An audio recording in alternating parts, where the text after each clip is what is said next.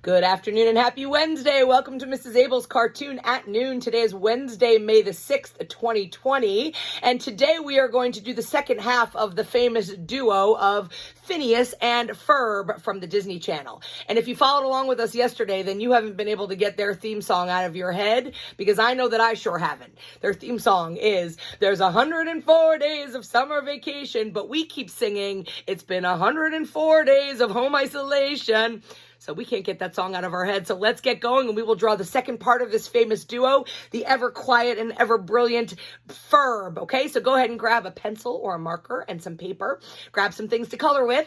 And don't forget that at any point in time during this lesson, if you need a little bit more time, you can always go ahead and hit that pause button and get caught up and then keep on going. So we are going to put our page in the portrait format that's vertical, straight up and down. We will be getting Ferb's entire body on the page. He's got a very long head and a long neck. So just be cautious when you're drawing this that you leave some room for the rest of his body on that page, okay? All right, we're going to get started up here with one of Ferb's eyeballs. We're going to start with this eyeball that's in the front. It's his left eyeball, but on this page, it looks like it's the one on the right, okay? So we're going to start up here with a circle. And that is one of Ferb's eyeballs. Do not draw the pupils in there just yet, because we're going to go ahead and get the rest of the shape of his head in there and then add his extra eye. All right, Ferb's nose is kind of square shaped, but I call it a soft square. That means it's not real sharp corners. It's sort of smooth around the edges as you make that square shape. So coming out from his eyeball here, you want to come out, you want to curve down and curve back in again, stopping underneath that eye. That's the shape of Ferb's nose. All right, his upper lip here between his nose and his lip is a straight line that comes down like that, vertical. To get his lip, we are going to go ahead and angle a little line. It's diagonal like that. It slants outwards. And then a straight horizontal line back that gives his upper lip and the top of his mouth. All right, the bottom of his chin and down to his neck, it's a line that kind of follows along the same as this and slants in just a little bit, like so, and stops. All right, we're going to go ahead and get the back of Ferb's head over here. Well, you know what? Before we do that, let's finish off his eye up here. Okay, so over here, we're going to get his other eye in here. It's going to be a rainbow arch that stops on the top, starts on the top of his nose, and comes up and over onto the top of his other eyeball. Looks a little bit bigger than that eyeball, and that's kind of the way that he's drawn, okay? So a rainbow arch that comes up and over and stops on top of this eyeball. And now we can go ahead and get those pupils in there. So in that first eye that you drew, just draw a smaller circle in there. That's one of his pupils. And in that other eye, you would do another rainbow arch. It comes around like that and stops at the top of his nose. As I always do, I like to do a nice small white circle inside to leave a little bit of a highlight. And then you can go ahead and color those in nice and solid. Fill those in, smooth out the edges, and get those pupils nice and bold in there. All right, above that second eye that we just drew, you're going to draw a relatively short vertical line. That's the top of Ferb's forehead. All right, now we're ready to do the back of his head. So you're going to take a step over, good amount, maybe 3 inches or so. And we are going to draw a straight line down that angles in just slightly. So starting over here, the back of his head, straight line that comes down like that and stops at the same spot where you stopped below his chin. Getting his ear on there, it is a backwards uppercase letter C, and it's about at the height of where his eyes are. And inside that ear, the little doodad in his ear looks like a number 3. So if you just go ahead and draw a number 3 inside, that'll give the inside of Ferb's ear. All right, Ferb's hair is similar to Phineas's hair in that it's kind of like a palm tree, right? So it's lines that go out, in, kind of zigzag and curved.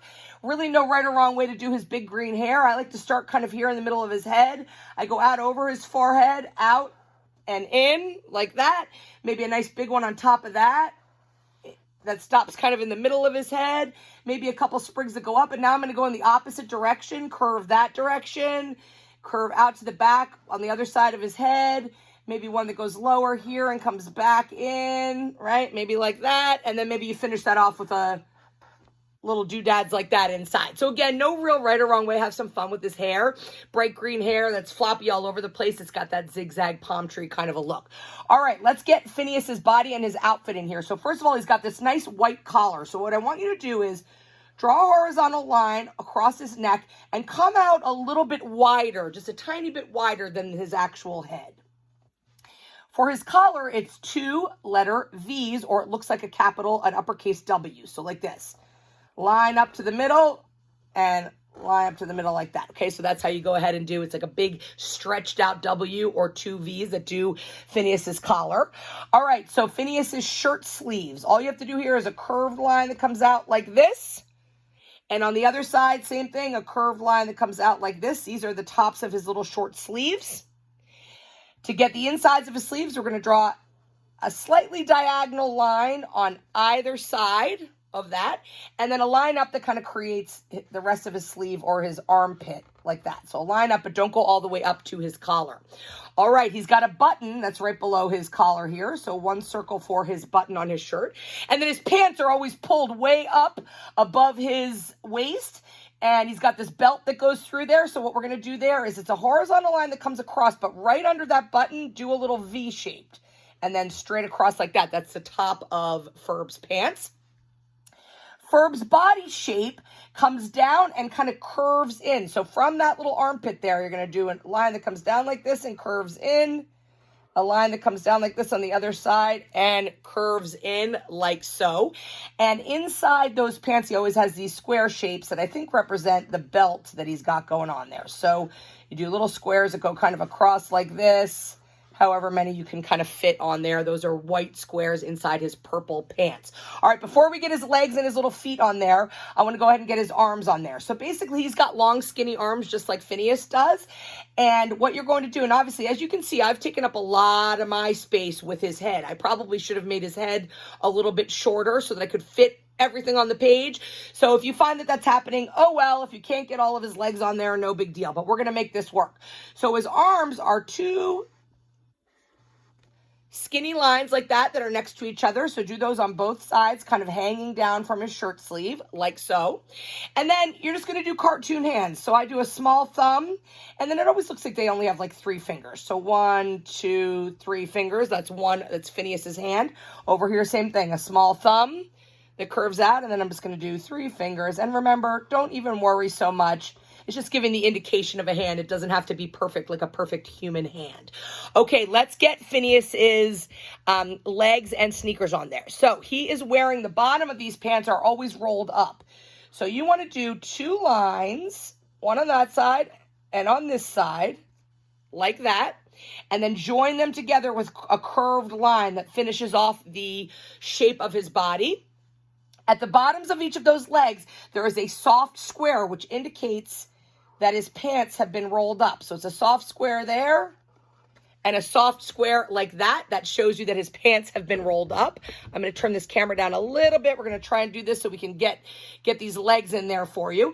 And then his legs are really similar to Phineas's legs. They are just 2 little straight lines that indicate the bottoms of his legs, and you can put a little horizontal line across there for his tube sock. And then his sneakers are really similar to Phineas's. They're just nice big ovals. One on that side, and you can do an oval on this side. And I like to put a little thin rectangle at the bottom of those that indicate the little soles at the bottom of his sneakers.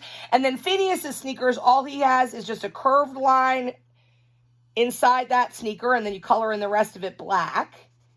Again, they're wearing like Converse Chucks or Chuck Taylors or whatever, and then a little curved line on this side, and then color that in all black. And then you have Phineas's little awesome thin legs with his fun little sneakers on, and they are ready to have some fun.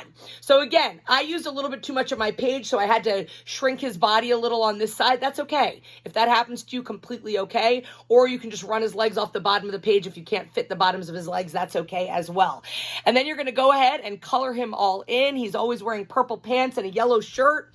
I used a peach crayon and then a peach marker for their skin tone, nice green hair, and there you have Ferb. So Phineas and Ferb, they are awesome. Share them with me. Abell, Kabell at myholyfamilyschool.org. Don't forget, you can always go on YouTube and look up Mrs. Abell's Cartoon at Noon for all of these, especially if you missed Phineas yesterday. So go ahead and do that, and have a happy Wednesday, and we will look forward to seeing you tomorrow. Have a great day.